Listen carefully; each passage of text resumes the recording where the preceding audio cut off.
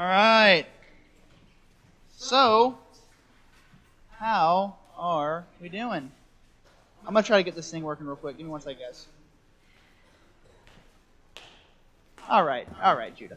You're going to hurt somebody. All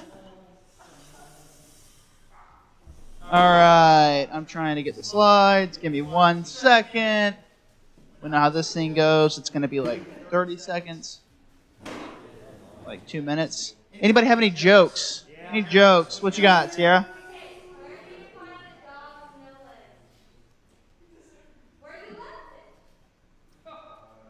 Wow, that's a little bit morbid. Gross. Not a fan. It doesn't matter because you won't come. Oh, ground beef. Ha ha ha. Okay. All right, what's your joke? What? We're both lawyers. Connor, what you got? Two boxers packed lunch boxes. One of them packed a punch. The other ate a knuckle sandwich. Ooh, got him. Nice. All right, what you got, Jordan? What do you call a bear with no teeth? Gummy bear.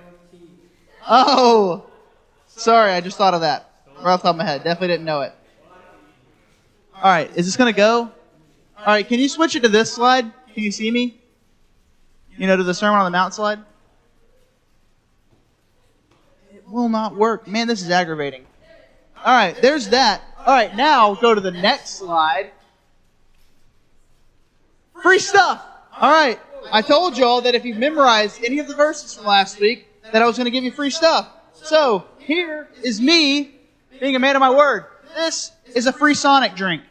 This is a free chicken sandwich or a Chick-fil-A chicken nuggets. Free. Very free. Hang on 1 second. Also, free kids combo from Cane's. All right, here's the thing. You guys, you brought a friend, so you get one of these. Both of y'all, come here, get one of these. He's come once that I've seen. And it was a Sunday, not a Wednesday. All right, come on. What do you want? Yeah, you have to.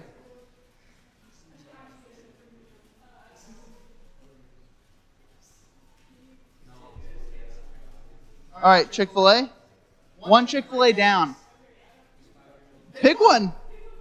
No. Cane's. Nice. That's a whole meal at Cane's. There you go. You have one of the verses memorized?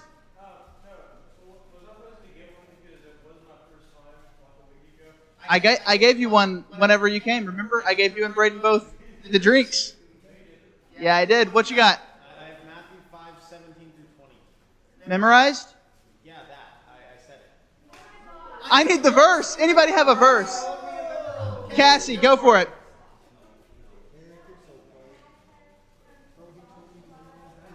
Shh. I need everybody quiet so I can hear Cassie. My bad. Go, Cassie. You got this.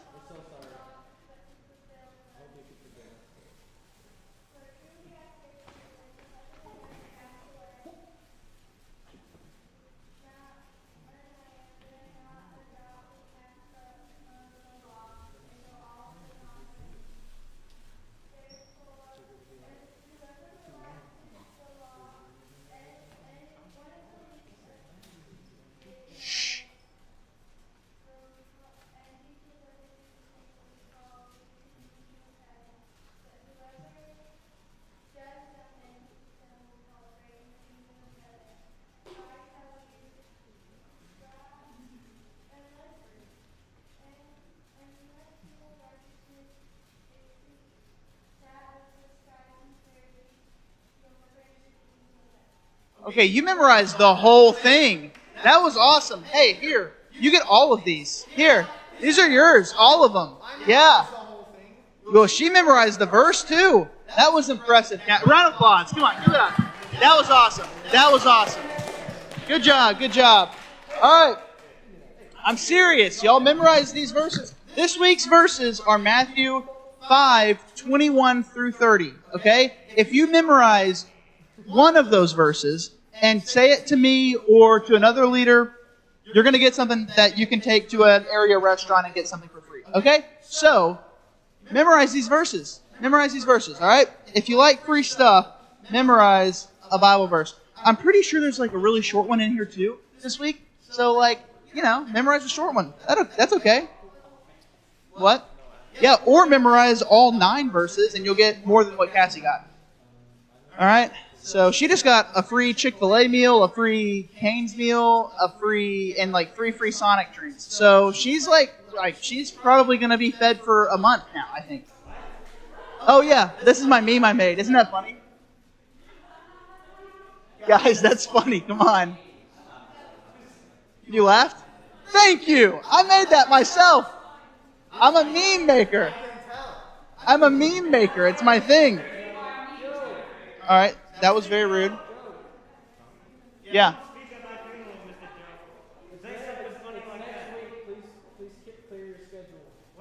Oh my goodness. That was awfully morbid there, Luke. That's terrifying. Judah, watch your back. Don't worry, I told you I'm living till I'm 120. He said, on Sunday, Judah said, I'm living to be 120, and that's a guarantee. So, all right. Judah's hedging his bets. He's going to live for a while. All right. Okay, we'll talk about it. All right. Turn in your Bibles to Matthew chapter 5. If you don't have a Bible, go grab a Bible from Bob, box of Bibles. Grab a Bible. If you don't have a Bible, grab a Bible. Very simple task. If you don't have a Bible, grab a Bible. Are we all on the same page? Okay, I don't see everybody having a Bible, so if you don't have a Bible, go grab a Bible. I'm on page 50. What about you? All right. Still not seeing everybody with a Bible. I don't think you guys get it. If you don't have a Bible, grab a Bible. All right. Huh? Matthew chapter 5. Matthew chapter 5, starting in verse 21. Matthew 5, starting in verse 21. All right, guys. I'm going to read for us this passage here. So, yeah, it starts with murder. It does. Yes, that's what we're going to talk about tonight. So, y'all read along with me. All right? This is not like an out loud reading along. Read along in your head. I'm going to read the Bible, so I need silence in the room out of the respect for God's Word. Okay? Thank you. All right. That sounded like a children's minister, didn't it? Not a youth minister. Thank you. Okay. Thanks, kids. All right. All right. Peace and quiet. You know what I mean? This thing? This thing? Y'all know? What? Your pleasure. Okay. All right. I'm going to read for us starting in verse 21. Matthew chapter 5, starting in verse 21. It says, "You have heard that the ancients were told, 'You shall not commit murder, and whoever commits murder shall be liable to the court.' But I say to you that everyone who is angry with his brother shall be guilty before the court, and whoever says to his brother, 'You good for nothing,' shall be guilty before the Supreme Court, and whoever says, 'You fool,' shall be guilty enough to go to the fiery hell. Therefore, if you are presenting your offering at the altar, and there remember that your brother has something against you, leave your offering there before the altar and go. First be reconciled to your brother, and then come and present your offering. Make friends quickly with your opponent at law while you are with him on the way, so that your opponent may not hand you over to the judge, and the judge to the officer, and you be thrown into prison. Truly I say to you, you will not come out of there until you have paid up the last cent." And we're going to read verses 27 through 30 also, but I'm going to save that. I'm going to read that in just a minute. So here's the thing. Here's the setting we find ourselves in. First things first, I got to raise this thing up. You raise me up. Yeah, I'm a good singer. It's no big deal. I should be on the stage with you guys, shouldn't I? Probably not. Okay. Anyways, the first thing that we're going to understand, we got to look at here, is where are we in the Sermon on the Mount? All right, Jesus has given the Beatitudes. You know, he's given this understanding of what Christians should look like, how Christians should act, all these different things from the Beatitudes. And then he tells Christians how they should implement that into the world, what that looks like. Remember, it means for us to be the salt and the light of the world. We talked about that 2 weeks ago. And then last week, Jesus talked about why he came. And Cassie just reminded us of what we read, which was Jesus says that he didn't come to abolish the law, meaning he didn't come to get rid of the Old Testament in its entirety. Actually, Jesus came to fulfill the Old Testament, right? Jesus is the fulfillment of the Old Testament, both in the law and the prophets. So that's why we don't do things like we don't practice a Sabbath, right? Jesus is our Sabbath rest. Instead, we have Sunday, which is the Lord's Day, right? It's not the Sabbath. It's not the same thing. I respect that. But anyways, moving right along. That's what we talked about last week. Now this week, Jesus just talked about the Old Testament, how he didn't come to abolish the law, but he came to fulfill the law. Now he's actually going to talk about the law. Okay? So, first thing he says, you have heard it said, you have heard that the ancients were told. You have heard that the ancients were told, you shall not commit murder. Okay, so let me just stop right there and let you all know something. So here's the thing. You remember how last week we talked about how your righteousness has to exceed that of the scribes and the Pharisees? You remember that phrase? Okay, cool. Scribes and the Pharisees. Anybody remember who they were? Yes, who are the scribes? Eric, who are the scribes? Scribes taught the law. Taught the law. Who are the Pharisees? People who really wanted to be ceremonially clean, and if they weren't, they would let others know. Yeah, they implemented the law, right? So the scribes taught the law, the Pharisees implemented it, and these guys, they knew the Old Testament, right? They knew the whole thing. A lot of them had a lot of it memorized, okay? So this is their teachers, okay? So here's the thing.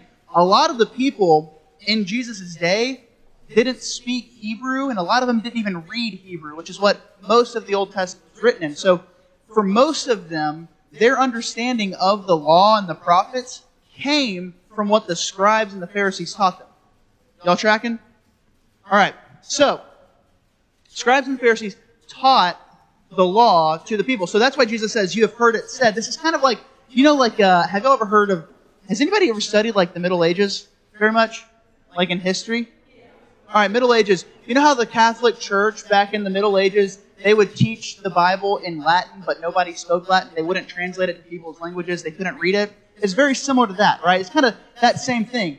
They would teach the law to these people, but these people couldn't really read it for themselves. So Jesus kind of addresses that with the first thing that he says. He says, you have heard it said, right? You've heard that this is said to these people. And then you have to look at what Jesus says next. He says, whoever commits murder shall be liable to the court. Okay, so here's the thing. What he was saying is the way that they understood the Old Testament, the way they understood the law, was they understood it by the letter of the law. I'm going to bring up, Gina's going to know what I'm talking about because Gina wants to be a lawyer. So, all right, Gina, bear with me here. You ready? There's the letter of the law, and then there's the what? Spirit of the law, right? So what the law actually says written down, what the letter of the law is, and then there's the spirit of the law, what the law actually means, or what its intended use is. Does that make sense? What? Yeah, we're not going to get into United States politics. Instead, I'm just kidding. All right. So what these guys did, they read the law, they studied the law, they knew all this stuff, but they knew it by the letter, so they knew what it said. So the law said, you shall not murder, right? And then if you read on in the Old Testament, it explains the punishment for murder, which is you go to the court and all these different things. So they would teach the people, don't murder, or you're going to go to the court. And then everybody had this understanding then that if they didn't murder somebody, if they didn't physically kill somebody, then they were totally fine. All right? Y'all with me? So their understanding of the law was if they didn't kill somebody, then they were okay. So Jesus comes in. He says, you've heard it said this, but I say, Jesus is speaking with authority here, right? Jesus is correcting the understanding of the law.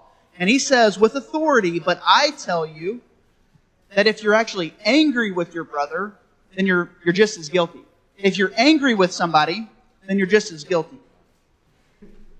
So what Jesus is saying, I want to make sure that we're perfectly clear here. Jesus is saying that what the law was actually written for and given to the Israelites for was so that they would understand that they need to have good relationships with people that they interact with, okay? They need to have good attitudes toward the people that they interact with.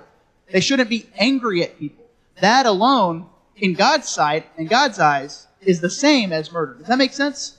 That's what Jesus is saying here. He doesn't up the standard. He actually just correctly interprets the law that was given to the Jewish people in the Old Testament initially. Okay, he correctly interprets what the meaning of the law was. So the Pharisees, they had this understanding that if they didn't murder somebody, they were good. They were totally fine. Jesus says, actually, if you're angry with somebody, then you've already messed up. Right? we shouldn't be angry with people, but we should be angry with like sin in people's lives. Absolutely, we should be angry with that. But not being angry with people. It says, basically, the hatred that brews in our hearts is equal in God's sight as murder. So here's the thing. Murder, physically killing somebody, never do it. All right, I'm going to go ahead and get that out there right now. Let me just go ahead and say, don't murder somebody. Right? That's a good thing to put out there for you guys. What? How about, like, let's just never take anybody else ever. Okay, there you go. That's good advice. Now, anyways, moving right along, the hatred brewing in the heart, though, is just as sinful as murder, because murder actually begins in your heart, in your mind, right? You don't just go and murder somebody. You plan this out. You let that hatred brew up in you so much so that it actually acts out in the physical act of murder. So basically what Jesus is saying here is they had this understanding that murder, or what we're going to talk about later, adultery, all of these things were physical, and physical was the only way you could sin. But what Jesus says is, sin isn't just physical. Sin isn't just limited to physical sin. Right? Sin can happen in your heart. Sin happens in your mind. This is where it all begins. Sin isn't something that you do. It's part of our nature as humans because we live in a fallen world. That's the reality that Jesus is trying to explain. Sin, like they had this understanding that sin was something they did. But Jesus is saying that's not the case. Sin is something that we have to live with and fight against actively. Right? So, then he moves on. He starts talking about how we should relate with other people. And he brings up this scenario where somebody goes to sacrifice something. So that was like their form of worship. So for us, let's put it in today's term for us. Basically what Jesus says here in verses 23 and 24 is, therefore, if you're presenting your offering at the altar, basically what Jesus is saying is, therefore, if you go to church on a Sunday, or if you're worshiping, doing your quiet time at home, and you remember that your brother has something against you, right? If you remember that you've made somebody upset, you've made somebody angry, then stop what you're doing. Don't worship. Go fix that relationship first. That's what Jesus is saying here.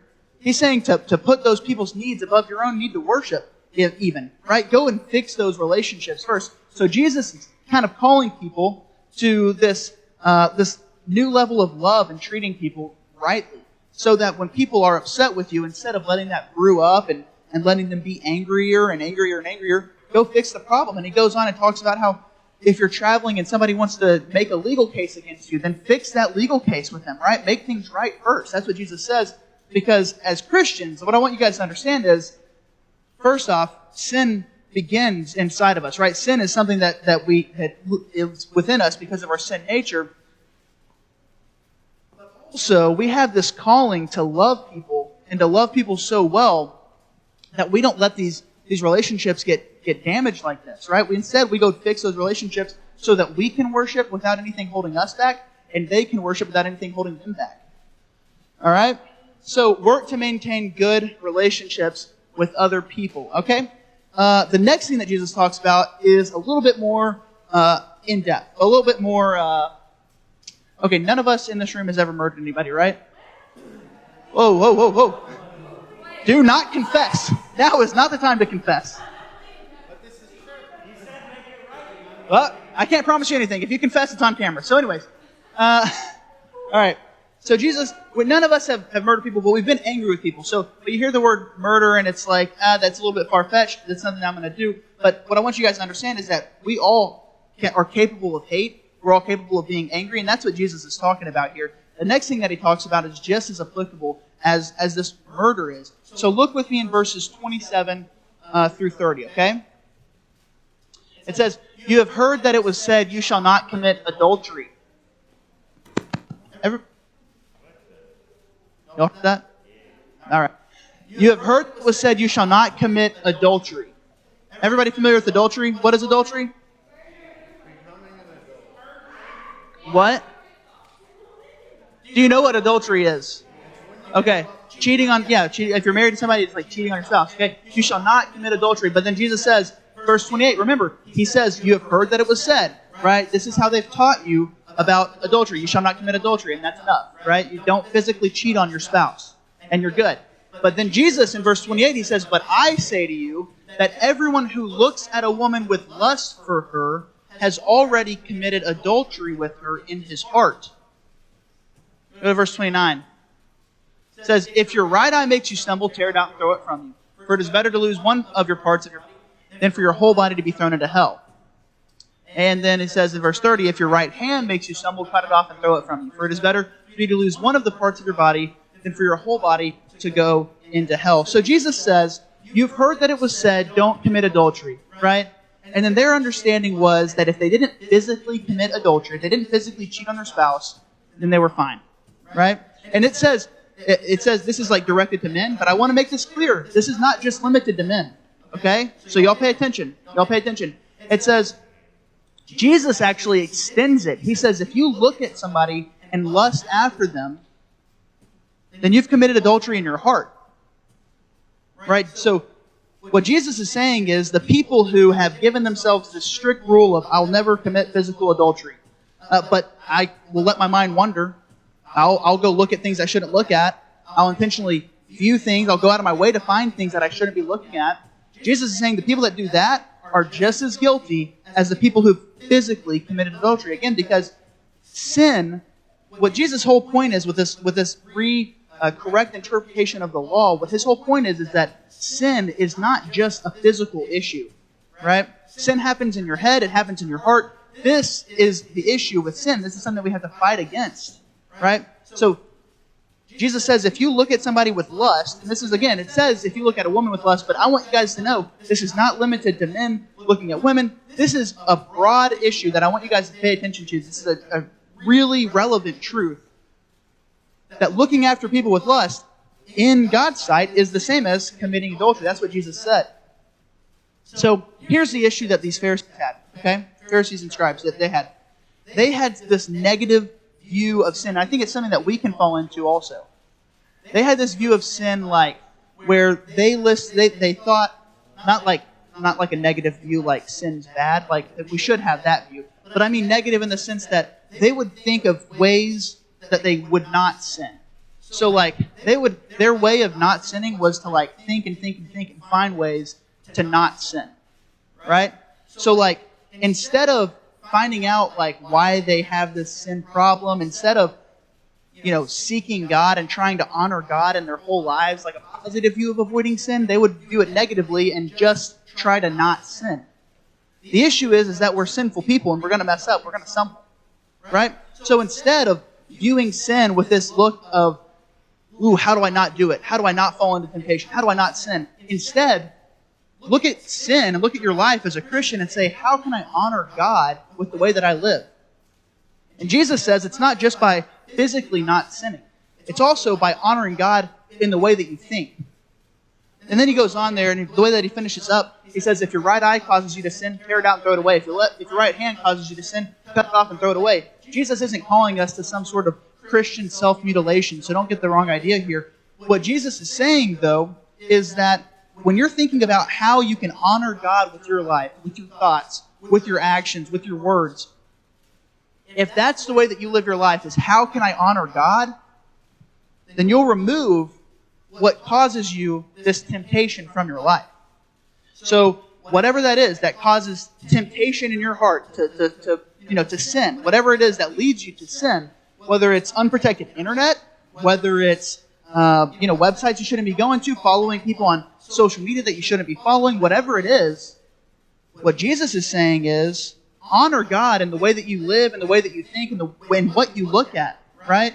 And protect yourself in that. That's the message that Jesus is saying. So he's not saying that sin, he's saying that sin isn't just physical, but it's actually something that begins inside. And you have to avoid that. And the way to avoid it isn't by, how can I not sin? How can I not sin? It's, wow, how can I honor God with what I look at? How can I bring glory to God with what I look at, what I say? That's what Jesus is actually calling us to here. And so for the next couple weeks, actually I think it's just next week, we're looking at a few more things that Jesus kind of correctly interprets from the Old Testament that they had misunderstandings of. And so that's what we're going to kind of keep looking at. But I do have some small group questions for us tonight. Blake, if you could pull those up. Blake. Nobody?